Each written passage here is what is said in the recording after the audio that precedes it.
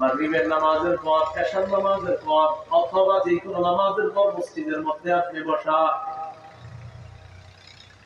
আশেপাশে তাকায় দেখেন ইমাম, মুয়াজ্জিন, খতিব, মুসল্লি সবাই মসজিদ থেকে বের হয়ে গেছে, আর কেউ নাই।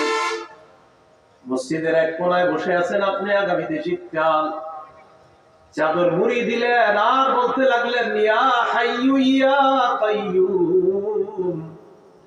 অনেকবার বললেন, বলার পর বললেন ও চিরঞ্জীব রব আল্লাহ, ও চির প্রতিষ্ঠিত রব আল্লাহ। আপনার নবী হাদিসের মধ্যে বলছে এই দুই নাম নিয়ে যেন আপনার কাছে দোয়া করি। মাহমুদ, আমার ব্যবসায় বরকত হয় না, মেহেরবানি করে তুমি ব্যবসায় বরকত দিয়ে দাও। মেয়েটার বিয়ের ব্যবস্থা হচ্ছে না, তুমি ব্যবস্থা করে দাও। আল্লাহ, আমার সন্তান বিদেশে পাঠানোর জন্য কত চেষ্টা করতেছি, হচ্ছে না, মেহেরবানি করে তুমি ব্যবস্থা করে দাও। নবীজি বলেন এই দুইটা নাম হলো আল্লাহ ইসমে আযম। ইযা দুইয়া বিহা আজাবা।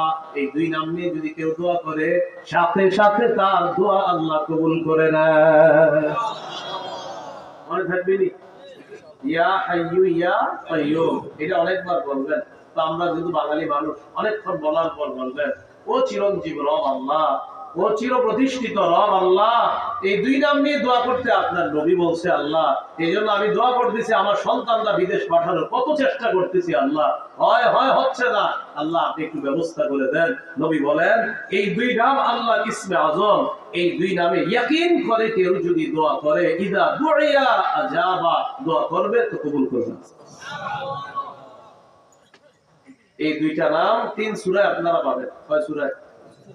সূরা বাকারা 255, সূরা আলী ইমরান 2 নম্বর আয়াত, সূরা তাহা 111 নম্বর আয়াত।